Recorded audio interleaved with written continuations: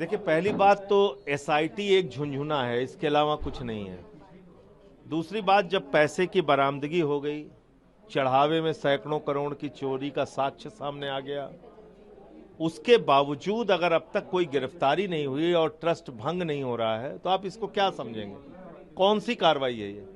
चंपत राय का नाम हर भ्रष्टाचार में आ रहा है। उसी व्यक्ति ने सुल्तान अंसारी से 2 करोड़ की जमीन 18.5 करोड़ में खरीदी। उसी व्यक्ति ने 3 करोड़ की जमीन 24 करोड़ में खरीदी और अभी तक वो ट्रस्ट में बना हुआ है। उसकी गिरफ्तारी नहीं हुई, उसकी कार्रवाई नहीं हुई इसके खिलाफ। तो आप इसको क्या मानेंगे? आप बताइए। सर, अखिलेश यादव ने जब से अयोध्या मामले को उठाया तो उसको लेकर के ओपी राजभर भी उनके ऊपर तंज कसते हुए रिवर फ्रंट घोटाले का जिक्र लगातार करते आ रहे हैं, तो इसको किस तरीके से देख पाए? देखिए, ऐसा है कि ऐसे हवाई बातें करने से काम नहीं चलेगा। रिवर फ्रंट और ये फ्रंट और वो फ्रंट, तो ऐसे हवाई बातें करने से थोड़ी कुछ होता है।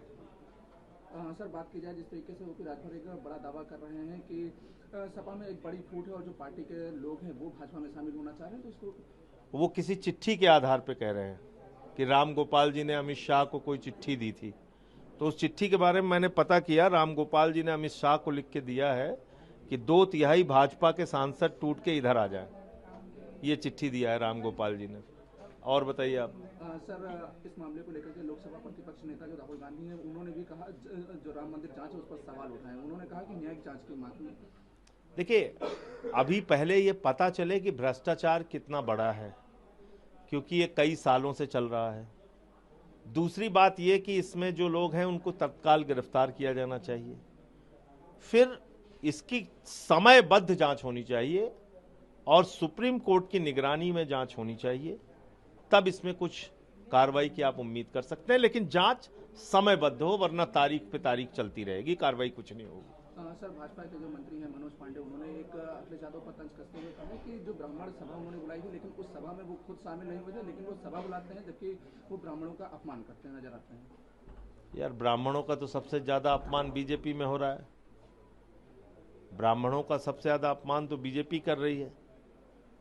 उसके 365 उदाहरण आपको मिल जाएंगे।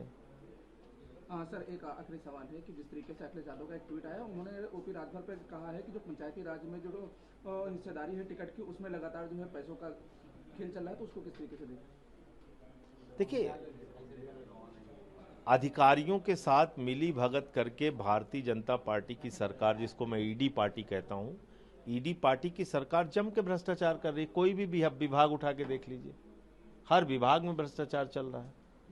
तो ओपी राजभर का विभाग उससे अछूता थोड़ी है। सर, पश्चिम बंगाल का आखिरी सवाल है कि वहाँ पर जिस जगह पर नमाज पढ़ने को लेकर के सड़क पर अनुमति नहीं दी जाएगी, लेकिन योग को लेकर के जो है वहाँ पर पूरा रास्ता जो एक हफ्ते के लिए बंद किया गया, तो उसको लेकर अब ये रोज ऐसी ही खबरें बनाएंगे। मेरा असल सवाल यह है कि बंगाल में क्या करने के लिए आप आए हो?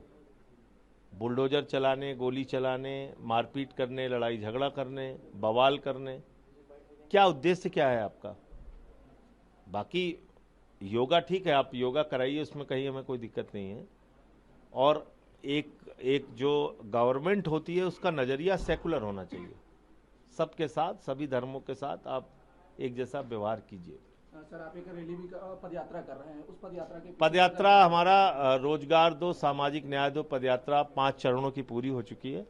ये 6वें चरण की पदयात्रा ये 16 अगस्त से 23 अगस्त तक चलेगी।